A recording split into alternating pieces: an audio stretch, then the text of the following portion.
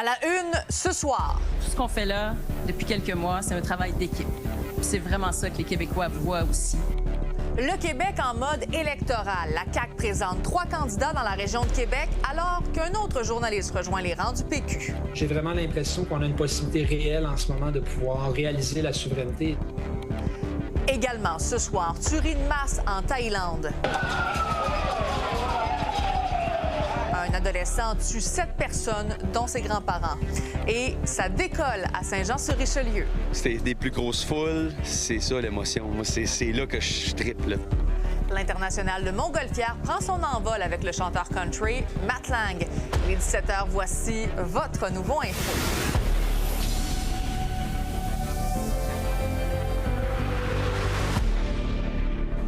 Bon vendredi tout le monde. Le temps des vacances est bel et bien terminé pour nos politiciens québécois. Le bal des annonces des candidats s'est poursuivi aujourd'hui, alors qu'on se prépare à la campagne, bien sûr, électorale. Christine Fréchette qui a annoncé qui va porter les couleurs de la CAQ dans 3 circonscriptions dans la région de Québec. La capitale nationale le tend maintenant plutôt vers le Parti conservateur d'Éric Duhem, selon les derniers sondages. Et là, Juliette, les candidats sont quand même des gens bien connus là, dans la région. Ben oui, notamment Nathalie Saint-Pierre, qui va être la candidate dans Jean Lesage. Elle a notamment œuvré au cabinet de l'ex-ministre Éric Kerr. Il y a également Christian Lachance, qui va être le candidat dans Chauveau. Lui, il possède une boutique de sport et une crèmerie. Et également Françoise Favergeon-Fortin dans Vanier-les-Rivières. Elle a occupé plusieurs postes de haute direction, notamment. Christine Fréchette était très fière de les présenter ce matin. On l'écoute. On a vraiment besoin d'eux. On a besoin d'eux au gouvernement. On a besoin d'eux parce qu'ils vont représenter fièrement la capitale nationale et on va pouvoir avancer malgré les vents contraires pour déployer tout le talent qu'on a au Québec. Sauf que Sabrina, selon les dernières projections électorales de Québec 125 publiées le 2 août dernier, eh bien la CAQ est loin d'être la favorite dans la capitale nationale. C'est plutôt le Parti conservateur d'Éric Duhem qui est bien en avance avec 31% des intentions de vote.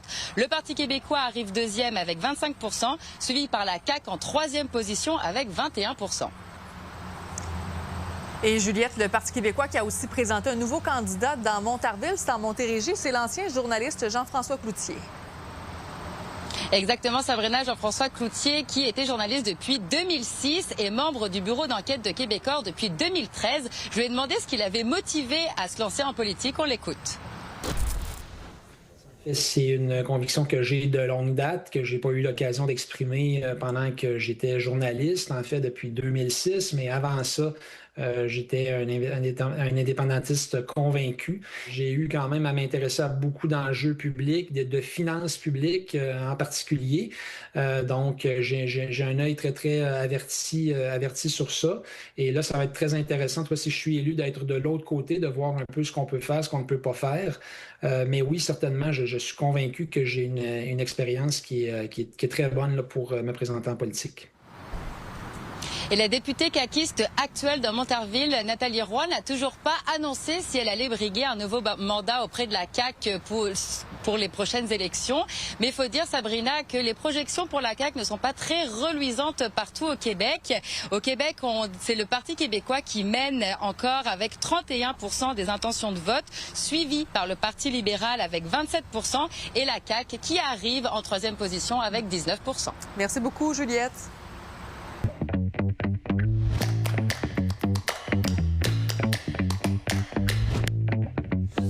Salut Victor. Salut Sabrina. Bon, alors, Christine Fréchette aujourd'hui annonce, tu as trouvé qu'elle avait changé de ton un petit peu, là? Oui, parce qu'aujourd'hui, c'était pour moi la première annonce de Christine Fréchette candidate, plutôt que Christine Fréchette première ministre. Alors, on a vu un changement de ton. Je trouve que dans les attaques aussi, lorsqu'elle était première ministre, elle était moins en attaque envers les autres. Aujourd'hui, elle a attaqué le Parti québécois. Donc, pour moi, c'est le début de la pré-campagne de Christine Fréchette. Et là, on observe peut-être derrière elle, bon, il y avait une grosse affiche bleue. On voyait juste équipe Christine Fréchette, pas de logo de la CAQ, c'est quoi ça? Il n'y a pas de hasard. On avait vu avec le changement de nom, justement, que Christine Fréchette voulait mettre de l'avant cet aspect-là. Et là, ce qu'on voit dans le visuel, c'est que, dans le fond, le logo de la CAQ est encore là, mais le nom Coalition Avenir Québec a pris un peu le bord.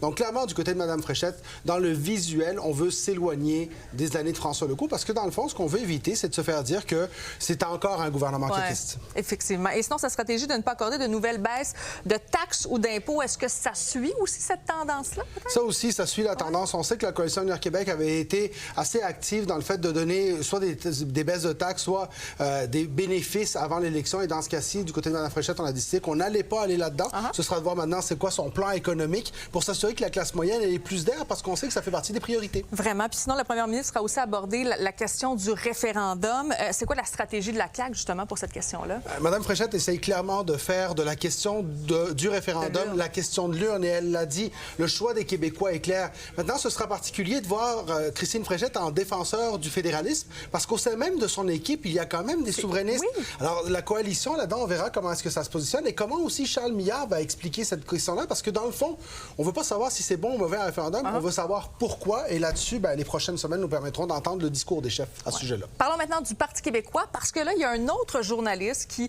joint l'arène politique. Cette fois-ci, c'est Jean-François Cloutier. Jean-François Cloutier, journaliste d'enquête, journaliste d'enquête économique, qui justement, dans son annonce, a dit « Je suis un fier indépendantiste, je pense que le Parti québécois va aider, mon expérience permettra de contribuer ». Donc pour moi, c'est le premier acteur connu de l'équipe économique de Paul Saint-Pierre Plamondon.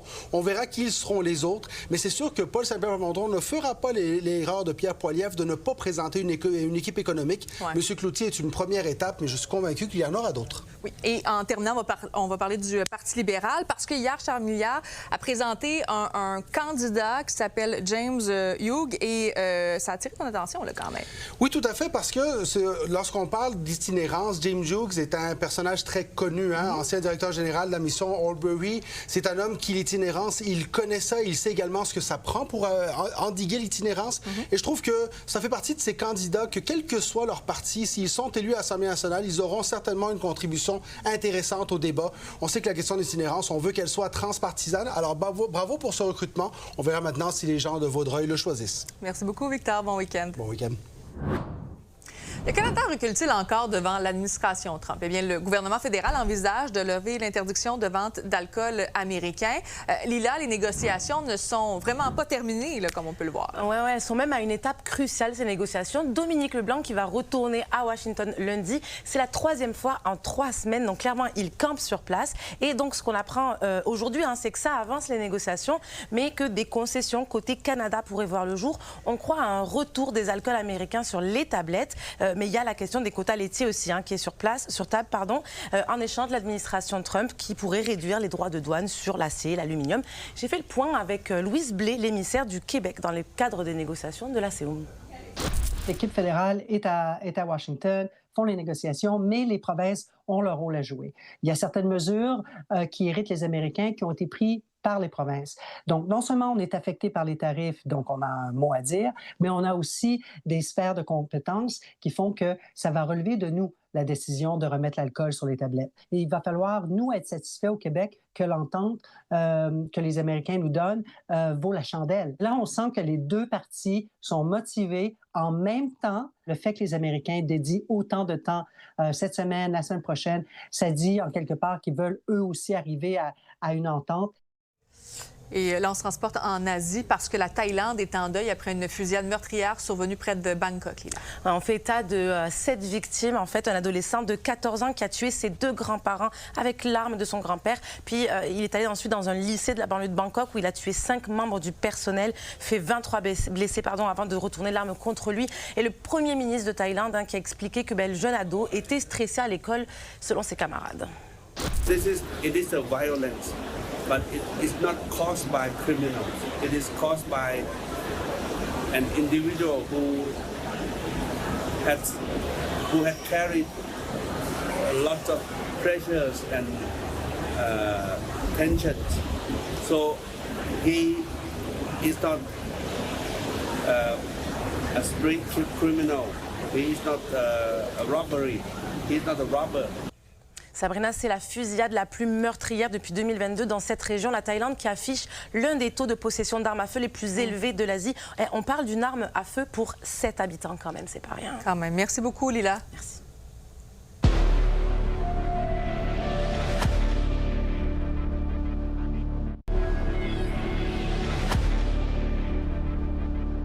C'est une donnée qui marque vraiment l'imaginaire. Il y a 2 fois moins de coups de feu qui ont été enregistrés à Montréal depuis 5 ans. Je vais aller faire le point avec l'ex-directeur adjoint à la direction des enquêtes criminelles de la Sûreté du Québec et notre collaborateur Yannick Dion. Bonsoir Yannick. Salut Sabrina. Donc d'abord, est-ce que ces données-là, ça démontre que les efforts en fait des policiers ont porté ses fruits? Assurément. On est parti en 2021 avec à peu près 155 fusillades dans l'année. On sait qu'on était dans la période de pandémie, là, incertitude sociale. Il y avait la montée de groupes émergents aussi. Il y avait évidemment la montée du trafic d'armes à feu aussi qui était en toile de fond de tout ça. Donc, je pense que ça a marqué l'imaginaire populaire d'avoir autant de fusillades au Québec. On n'est pas habitué à ça. Il y a des grandes villes en Amérique du Nord qui vivent ce genre de situation-là fréquemment, mais c'était pas le cas de Montréal.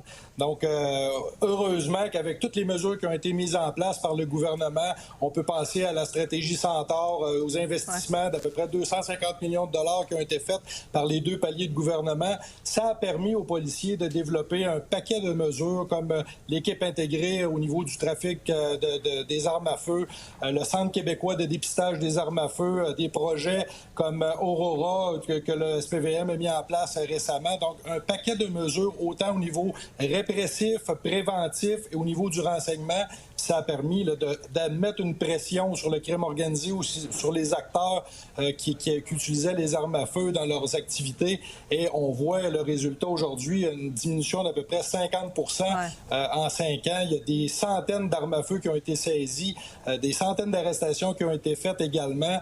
Je peux vous dire, j'étais aux premières loges, j'étais là à ce moment-là comme responsable du crime organisé.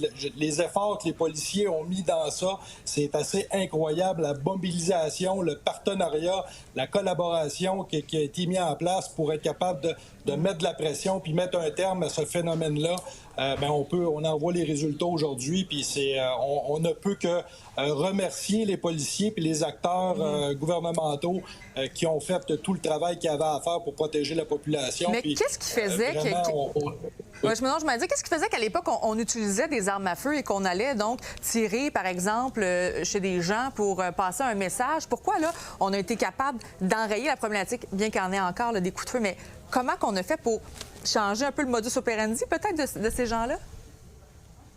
On a vu que le crime organisé, à travers les années, utilisait beaucoup des jeunes, passait des commandes sur les réseaux sociaux, les réseaux pour aller recruter des jeunes pour commettre des crimes parce que les peines, évidemment, sont moins élevées que pour un jeune mineur. Alors, il y a toute cette technique-là qui est employée par le crime organisé. J'ai parlé aussi de la montée du trafic d'armes à feu, principalement en provenance des États-Unis. Donc, les policiers se sont attaqués à ça de plein fouet, ont mis des escouades spécialisées pour contrer ce phénomène-là. Puis il y a eu plusieurs arrestations. Donc, évidemment, ça a son effet dans la rue. Là, quand les peines ont augmenté aussi, les jeunes qui utilisent des armes à feu dans la commission de délit, c'est un facteur aggravant en partant. Et puis, les peines, on a vu... là. C'est ça. On est venu dissuader, en fait, les gens d'utiliser aussi des armes à feu. Yannick, merci beaucoup d'avoir été avec nous ce soir. Ça me fait plaisir. Bonne soirée. Le taux de chômage est à son plus bas niveau depuis 2 ans au Canada. Il a légèrement reculé en juillet pour s'établir à 6,4 %.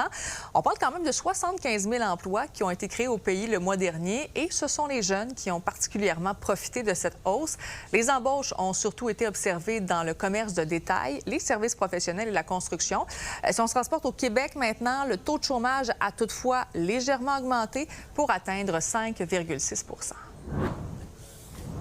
Que ce soit les longues heures de travail, la météo ou encore même la santé de leurs animaux, eh bien, les sources de stress sont vraiment très nombreuses pour les agriculteurs.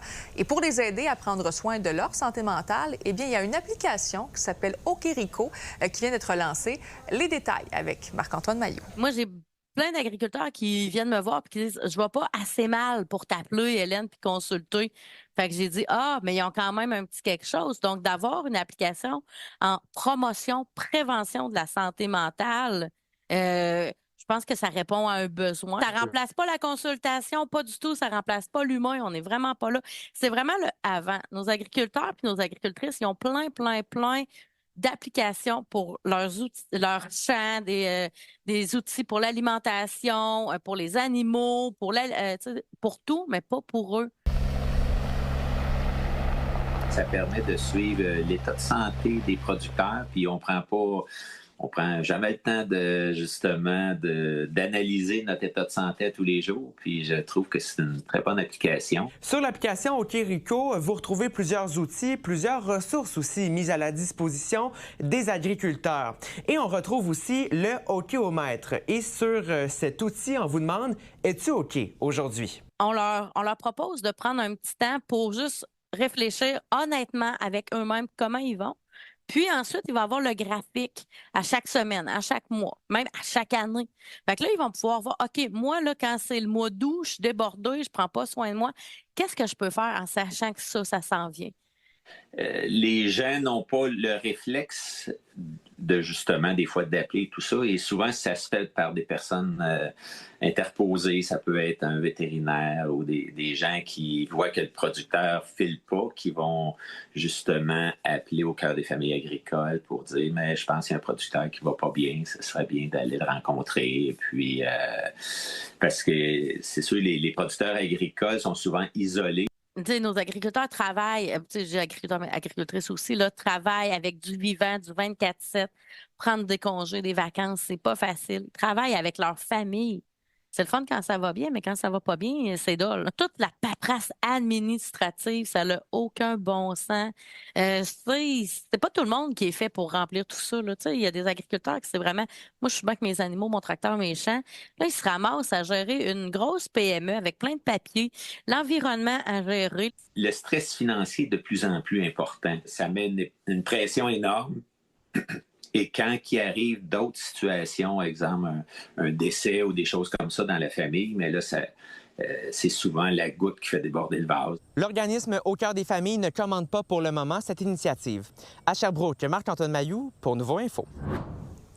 C'est une décision qui est loin de faire l'unanimité pour les usagers du métro. C'est que dès 2031, les anciens wagons, ceux qui sont en fonction depuis les Jeux de Montréal en 1976, eh bien, ils vont être transférés sur la ligne verte. Ce qui veut donc dire que les nouveaux trains Azur, eux, seront tous transférés sur la ligne bleue quand son prolongement sera terminé. On sait qu'il y a des travaux de construction pour le prolongement de la ligne bleue.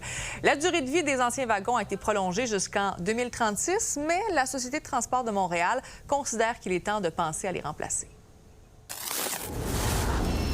Je me trouve à La Salle, à Montréal, au début de l'expédition Saint-Laurent, où le but est de nettoyer la berge. Mais combien de tonnes de déchets on est capable de ramasser en 2 heures?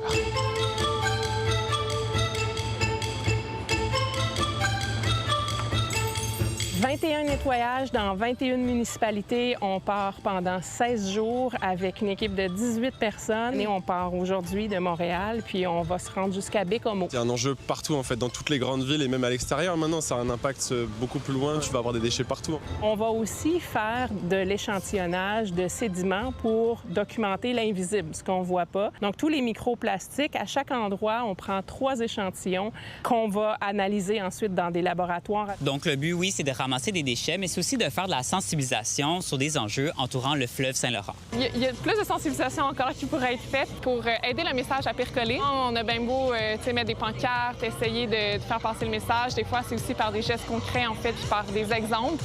Donc, c'est pour ça que c'est le fun de voir des initiatives comme ça. La pluie s'est ramenée de la partie, mais il y a encore quelques courageux qui continuent à ramasser des déchets. Bien, si on le fait pas, qui va le faire? Puis ce qui m'a vraiment touchée, c'est voir des parents qui ont amené leurs jeunes enfants puis commencent à les sensibiliser dès maintenant aux déchets. C'est beaucoup plus facile de prendre conscience puis de changer nos habitudes quand on est sur le terrain à constater qu'est-ce que c'est cet enjeu-là. Donc, pas un, mais 2 poteaux qui ont été trouvés au bord de la berge. Et je laisse l'équipe et les gens qui ont participé dire combien de déchets ils ont ramassés. On a ramassé 870 livres!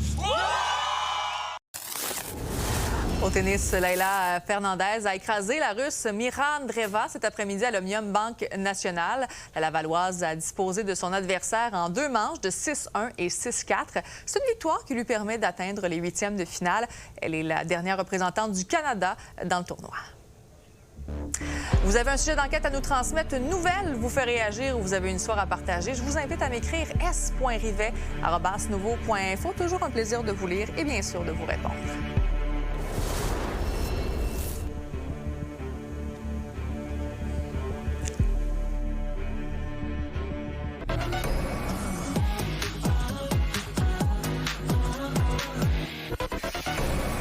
Salut Raphaël, l'International de Montgolfière de Saint-Jean-sur-Richelieu commence ce soir et tu as eu la chance de parler avec Matt Lang. C'est lui la tête d'affiche ce soir et je l'ai rencontré pendant son test de son. On sentait sa fébrilité à l'idée de performer pour une 2e fois sur la scène de l'International de Montgolfière de Saint-Jean-sur-Richelieu.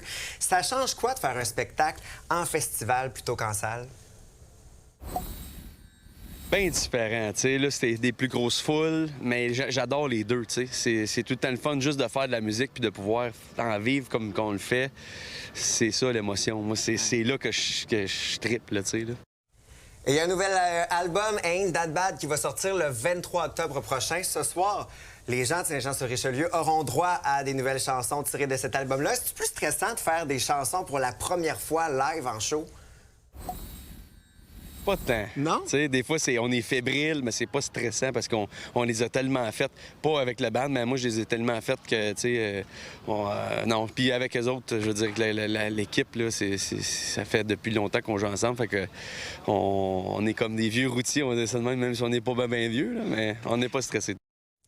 Puis Raphaël, il y aura une invitée spéciale ce soir au spectacle de Matt Lang. Chelsea Young, elle se fait appeler sur les réseaux sociaux Miss Iha. Vous la voyez danser. Elle a dansé sur une chanson de Matt Lang. La vidéo est devenue complètement virale. Puis elle a dit hey, pourquoi tu viendrais pas à l'International de Montgolfière danser sur scène avec moi? Comment elle se sentait juste avant? J'ai pu l'attraper. Je me sens bien. Je suis excitée, un petit peu stressée, mais correct. Fait que là, t'as accepté de danser sur sa scène? Mais à une condition, là. Fait que, c'est quoi la condition? Qui signe mon chapeau? C'est cute. Elle s'est déjà négocié. Ça va être beau, ça, plus tard. Day of Spring également à voir demain. Également, il y a Cain qui va poursuivre sa tournée d'adieu à l'International de Montgolfière de Saint-Jean-sur-Richelieu plus tard. Fred, également Sean Paul à voir, Half Moon Run, Ariane Roy. Donc, une solide programmation pour cette édition de l'International de Montgolfière. Ça se poursuit jusqu'au 16 août. Et à 22 h, j'ai rencontré Julie Ringuette, qui est la co-porte-parole de l'International de Montgolfière de Saint-Jean-sur-Richelieu. On aura un extrait pour vous ce soir. On se parle plus tard. Merci. Alors voilà, justement, ce soir, dans notre bulletin de 22 h, on va revenir sur cette pré-campagne électorale. Quand même beaucoup d'annonces de Christine Fréchette aujourd'hui. Alors voilà, là-dessus, passez une agréable soirée. Merci à vous d'avoir été là, à toute l'équipe. On se retrouve à 22 h.